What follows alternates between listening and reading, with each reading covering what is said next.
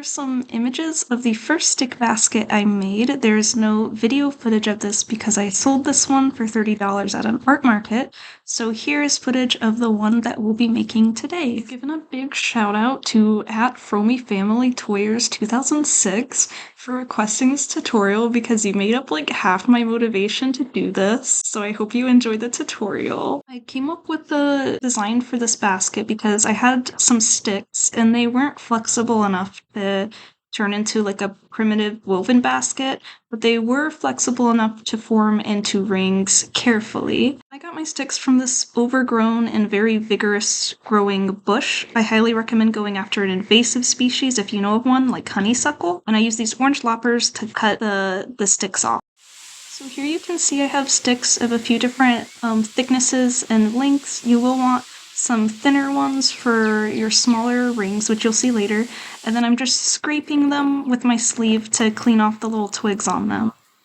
I was holding my phone between my knees to film this, but here is the scraped off cleaned twig. Okay, so here's a look at my sticks, and I'm going to be starting with these smaller ones, and I'm gonna start by taking one and trying to get it into a ring circular shape as small as I can without breaking the stick, and then I'm going to wrap other small sticks around it to add some extra strength to it, as I'm doing here.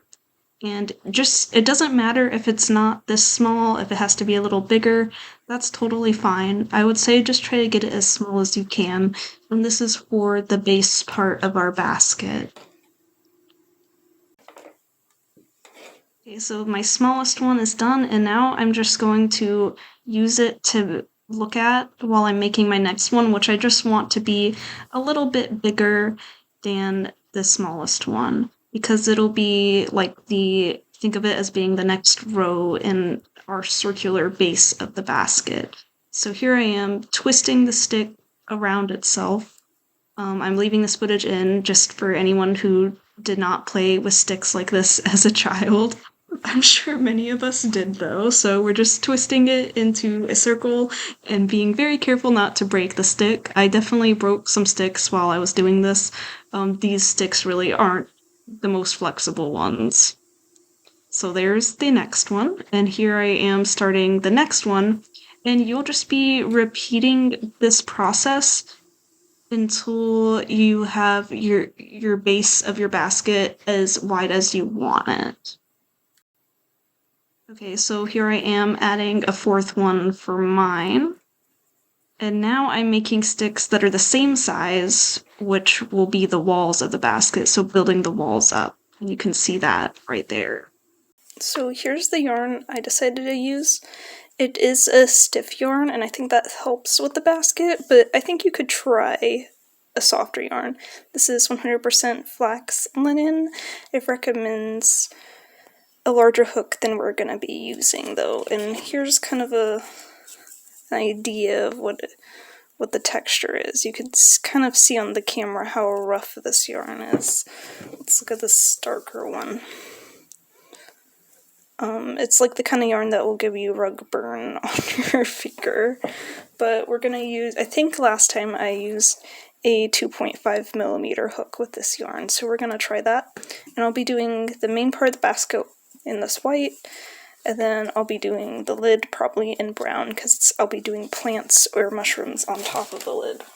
Okay, so we're going to be starting with the base of the basket, and here's like the smallest circle I could make without breaking the sticks, and we're basically going to start crocheting a circle until it's big enough. You could start with a magic ring, a chain 2, whatever you like really. But I'll start with a magic ring, and if you already know how to crochet a circle, you could definitely skip this part.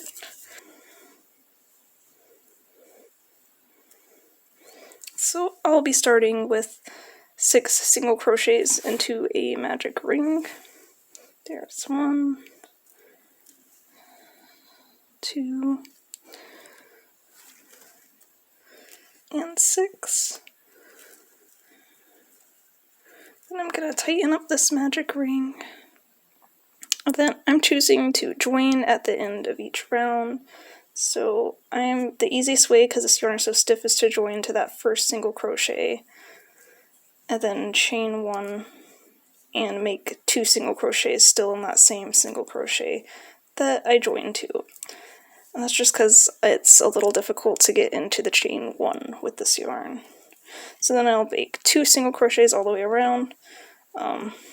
We'll compare it to this after. We might have to do 1 row, it might be enough, but I'll meet you back.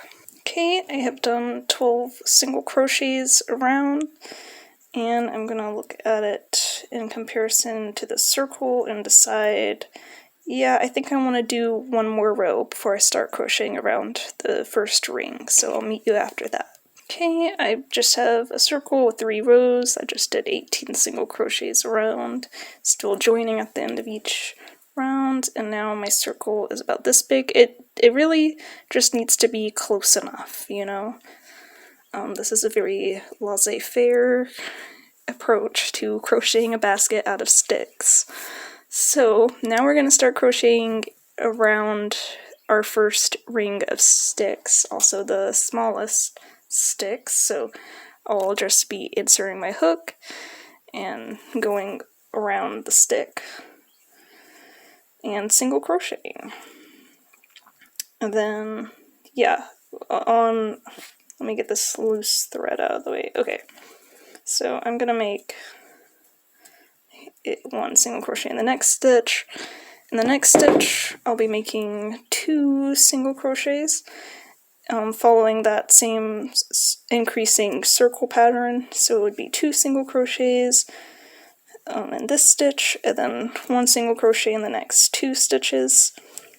If your circle is feeling a little weird, you know, feel free to add or remove some of the increases just to get it to work with your circle. You can get a little bit free form with this technique. But I am just going around this circle right now. Okay, so here's what it looks like after crocheting around the first ring of sticks. I did add an extra stitch at the end just because it looked like there would be a hole there if I didn't. So now we're going to look at our next biggest stick, and the size lines up pretty good to go ahead and do the next row with our next biggest stick ring. So I will chain 1,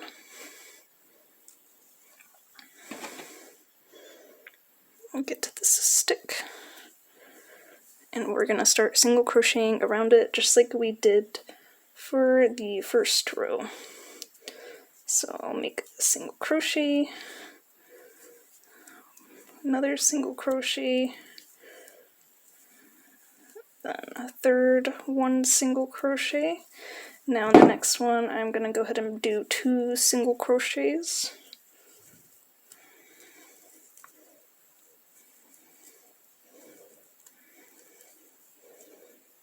Then in the next one, in the next 3, I'll just be doing 1 single crochet probably. Whoops. So yeah, we're just crocheting around this second ring. Okay, here's what the basket looks like after crocheting around the second ring.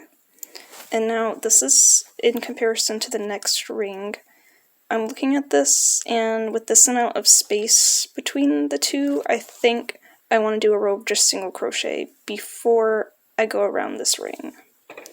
And another note is that you may want to do this for your lid, if you want, I guess, a stiff, sturdy lid. For this basket here, I did not do that, though. I just made 1 sturdy ring and just did regular single crochet circle until I got to the size I wanted, and then went around the ring. I think that works pretty fine with how stiff this yarn is. So I'm going to do a row of single crochet right now, ignoring this for now, and meet you back. Okay, here's what we're looking like. Just did a regular round of single crochet, and then I did add a couple reinforcement twigs to this stick. But here is the size comparison, and I think we're at a good point to crochet around this stick. So I'll be doing it just how I have been, and I'll show you what that looks like. Okay, we finished crocheting around our largest ring for the base. Our other rings are the same size as this one, and I honestly just put increases wherever I felt like it was necessary. And now you'll stop doing increases and we'll start building up the side walls using very much the same thing. We'll be just crocheting around, there won't be increases, and the walls will go up.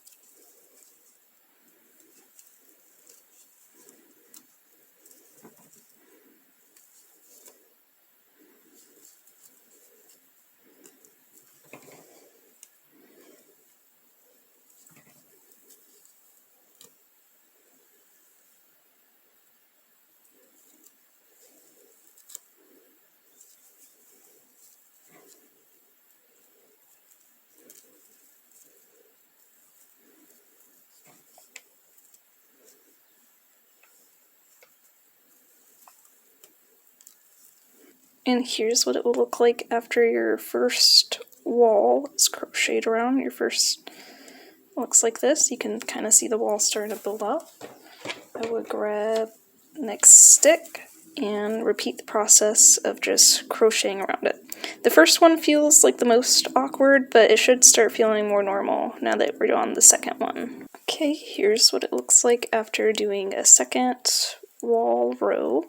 Can really see it coming together, and you might have something sticking out a little too much, which is fine. If it's thin enough, you could use scissors. If not, my next best option are the loppers that I used to get the twigs.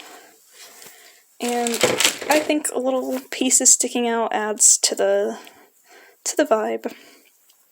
So yeah, you'll just continue until the wall is tall enough. Okay, once your wall is tall enough, like it is here, you could use sticks to start making a sort of little lip for the lid to sit in, but since this yarn is pretty stiff, I'm not going to be using sticks. So what you're going to do with something like this yarn is just start doing some single crochet increases around to create sort of a lip, and you want it big enough so that this can sit on it nicely, and then you'll go up again.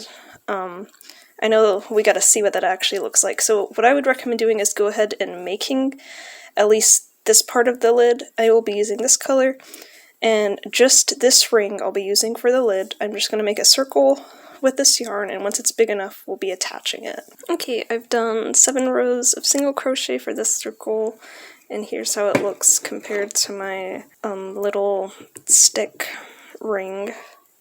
So I think this is a good size to start crocheting around the stick, and you've already seen this, so I'll fast forward. Okay, so I've finished the lid here, besides weaving in the ends, and now you can see when I put it on top, it's like this.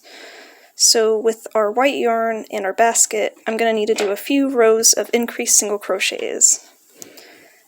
Say hi to Julius for us. He's very interested in this process as well. Okay, so you can see here I've done 2 rows of single crochet that had increases to make this go outwards, and now let's compare it to the lid. So if I put the lid on top, you can see the basket goes a little past it. And now I want to build this wall back up, so I'm gonna do 1 row of single crochet and see how that looks. Okay, here's how the basket looks after a row of just single crochet with no increases. And now let's see how the lid fits in it. You can see the lid kind of fits nice and snugly in the basket now. Okay, my next step is making the mushroom for this one. I'm doing one big mushroom on this one versus this one had 2 little mushrooms. Those were just free-handed. Here I did 5 rows of single crochets with increase, and then 2 rows of single crochets around that had no increases to make this little mushroom cap. And now before the stem, I will be using the same butterfly I used in this one, and the YouTube tutorial for that butterfly is linked in the description below, so I'm going to make that. Okay, so I've made my butterfly and I've sewed it on, and then here's a quick tip, is to bring all your loose threads to the center, tie lots of knots so everything gets very secure, and then when we sew on our mushroom stem, all the loose ends get hidden. So I'll start the mushroom stem now. So I will be starting with the bottom part of the stem, and my tip here is to leave a pretty long tail when you make your slip stitch, and you use this to sew the stem to the lid. So I will just start, and this will depend on the size of your mushroom, but you can get a basic idea of the process. So I will chain 20 and then just see what that looks like. I decided to go with a chain of 22, and now I'm just going to bring it together like this, and you can see this is how wide or thick my mushroom stem will be. And then I'm just going to slip stitch to the first chain.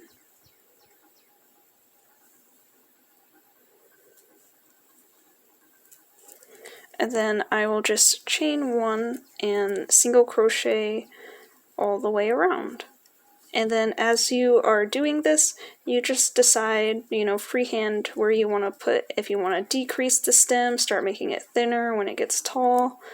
But yeah, just freehand this, and we'll have different mushrooms with natural looks.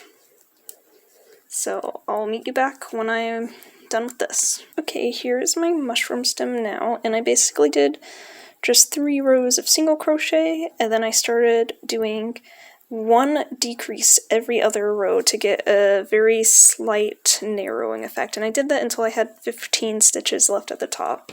But really every mushroom I make is going to be a little different. And this is how it's going to look when it's on here. And so what you want to do is leave a very long tail again for sewing this on and then embellishing it with spots. But we're going to do something a little special with the spots for this one. So first I'll go ahead and sew on the cap and meet you back. Okay, the cap is sewed to the stem now, and you can see the little white dots have been embellished. But before we move on to this, I thought maybe adding another kind of mushroom spot with these rose quartz would be kind of cool. So I'm gonna try that out and see what it looks like and show you all the results. Okay, here is the rose quartz spots added to the mushroom. Real quick, picture a red mushroom cap with white crystal quartz spots added. I think that would be really cool too. But these are pink rose quartz one with the pink butterfly. Now I'm just gonna weave in these ends and meet you back. Okay, now we're gonna stuff the mushroom cap, and no, we're not using polyfill. We are using upcycled fabric. You probably have unused fabric laying around your house, or there's those buy the pound stores where you buy clothing by the pound for super cheap, and that is like the last stop before the landfill. So a picture if every crocheter started polyfill. Sometimes that's what you need, but for things like this, definitely. Okay, now we're gonna get ready to sew this on. I'm not going to show that, but I will give another tip. So we started this with a chain, and if you just sewed it on with the chain, it's kind of gappy, I think. So I would sew it on, go through that chain loop, and then also go through a loop from the single crochet on the first row of single crochet. So go through both of these when you're sewing this to the base. Then I decided to add some more rose quartz embellishments kind of spiraling out from the mushroom onto the lid. So this is the finished basket. Thank you so much for watching. Please like or subscribe, and please ask any questions or give any feedback in the comments below. Bye!